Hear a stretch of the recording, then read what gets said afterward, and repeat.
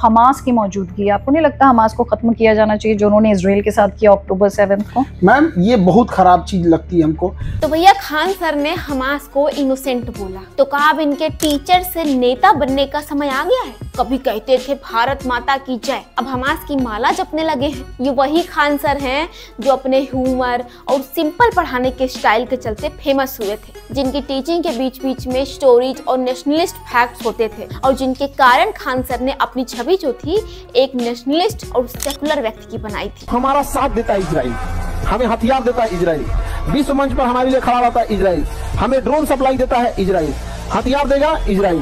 तो इजराइल से हमें बहुत फायदा है, और हम ये बात बोल देते हैं तो लोगों को खराब लग जाता है कि तुम जहन्नुमी, तुम्हें क्या पता। लेकिन अब खान सर ना एक एवरेज रेडिकल की तरह बिहेव कर रहे हैं। लगता है जल्दी ही आम आदमी पार्टी ज्वाइन करेंगे। अपने इंटरव्यू के अंदर खान सर जो है फैक्ट्स का मिल्कशेक बनाकर गटक गए हैं और अंडरस्टैंड कुछ भी बोल रहे हैं। इतना हारने के बाद, इतने चुनाव हारने के बाद भी वो इंसान चुनाव में रेलेवेंट बना हुआ रहता है। दूसरा कोई आदमी अगर इतना बार हारता तो उसी की पार्टी वाले लोग उसको साइड कर दिए रहते। जब खान सर से पूछा गया कि क्या आप हमास को टेररिस्ट ग्रुप मानते हो, तो खान सर ने कोई डायरेक्ट जवाब दिया ही नहीं, जैसे हर एवरेज रेडिकल करता है जब उसे सरकार कागज दिखाने को बोलती है। हमास अजमल कसाब हमको मारा, अजमल कसाब ताज होटल में बम फोड़ा, अजमल कसाब ने कैफे लियोपोर्ट पे मारा जहां इजरायली जाते थे, यहाँ पर उसने चैबल हाउस पे हमला किया जहां केवल इजरायली रहते थे। इसके बावजूद इजराइल ने अजमल कसाब को आतंकवादी नहीं माना। और इसी के साथ खान सर कहते हैं कि भाई साहब इजराइल जो है वो भारत का साथ नहीं देता है, तो हमें भी नहीं देना चाहिए। खान सर का स्टैंड जो है हमास के ऊपर एक एवरेज रेडिकल जैसा बन चुका है, यानी कि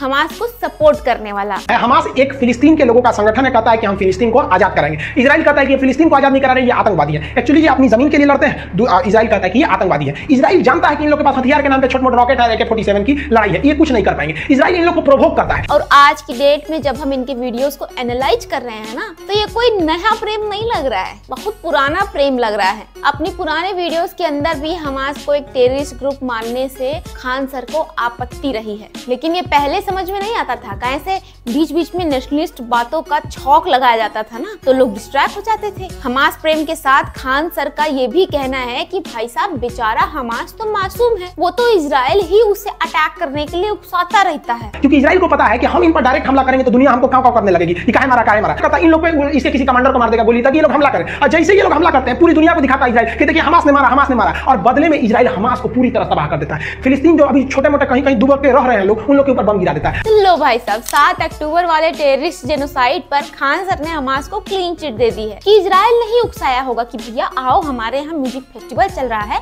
आकर हमको मार दो। और इसी सेम वीडियो में खान सर धीरे से गियर बदलकर नॉर्मल आदमी से कट्टर आदमी के लैंग्वेज पर आ जाते हैं, यह बताते हुए कि इजराइल पहले अटैक करता है, हमास तो सीधा साधा दूध पीता बच्चा है। इस स्पीड से तो हमास का साथ देने में खान सर ईरान को भी फेल कर देंगे यार। चलो रिसेंट जो खान सर ने कहा ना, पहले उसका लॉजिक समझते हैं कि इजराइल ने कसाब को आतंकी नहीं माना तो हम हमास को क्यों माने। सब क्या देखना पड़ रहा है, अच्छा है मैं अंधा हूँ।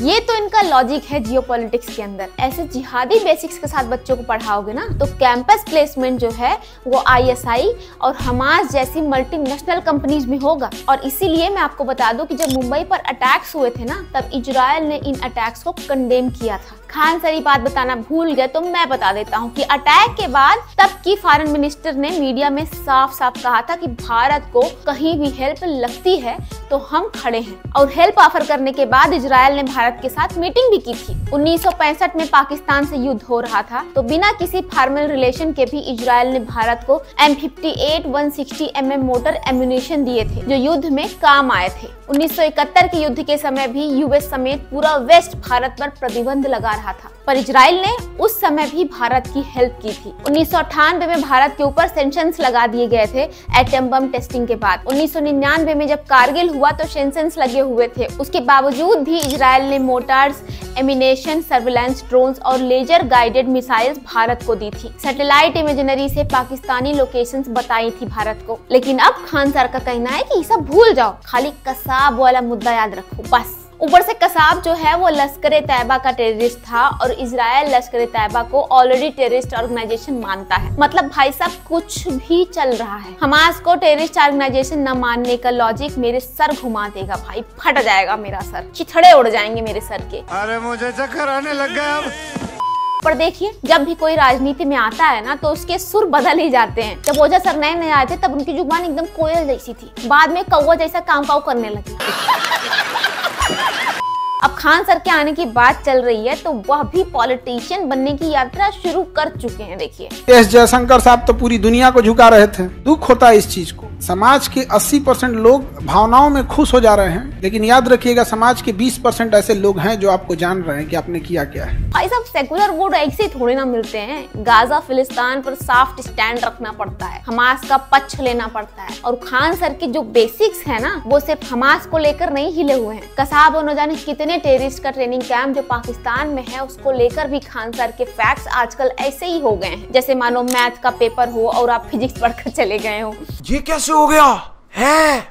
अब खान सर की माने तो भारत पाकिस्तान के बंटवारे में कांग्रेस का हाथ तो था ही नहीं और जिन्ना साहब तो दूध के धुले हुए थे। ये जो बंटवारा था वो खाली ब्रिटिशर्स का काम था, सारा का सारा उन्होंने सब किया। फिर यहाँ भी जब इंटरव्यू करने वाले ने डायरेक्ट क्वेश्चन किया कि रिस्पॉन्सिबल था कौन, फिर खान सर ने भी अपनी गाड़ी घुमा दी, यूटर्न ले लिया। यहाँ पर खान सर ने क्वेश्चन और आंसर के बीच रिलेवेंसी खत्म कर दिया है। मतलब किसी भी सवाल का आप कोनो भी जवाब दे सकते हैं, चलेगा। मेरा मुजफ्फरपुर, पटना, भागलपुर स्मार्ट सिटी होने वाला नहीं हो पाया, गंगा साफ नहीं हो पाई, महंगाई कंट्रोल नहीं हो पाया, किसानों की इनकम डबल नहीं हो पाई। वैसे ही खूबी है, एक सफल पॉलिटिशियन की निशानी होती है ये। एक दो इंटरव्यू और आने दो, खान सर यूके के ग्रूमिंग गैंग को भी इनोसेंट बता देंगे कि यूपी में 7 से 9 साल की बच्चियां जो हैं वो 30 या 50 साल के इनोसेंट अंकल्स को फंसा रही हैं जो कि पाकिस्तानी मूल के हैं। और यूरोप में हो रहे इलीगल इमिग्रेंट्स के क्राइम को तो कल्चर ही बता देंगे कि वो क्राइम नहीं है, वो तो अपना कल्चर स्प्रेड कर रहे हैं ना। हो सकता है कि आप खान सर को जल्दी ही यह बोलता सुन लो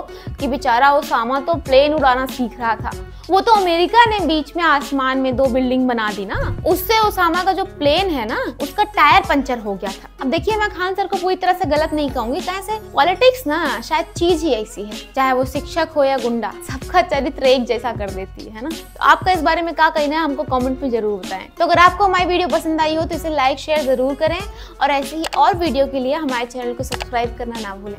जय हिंद।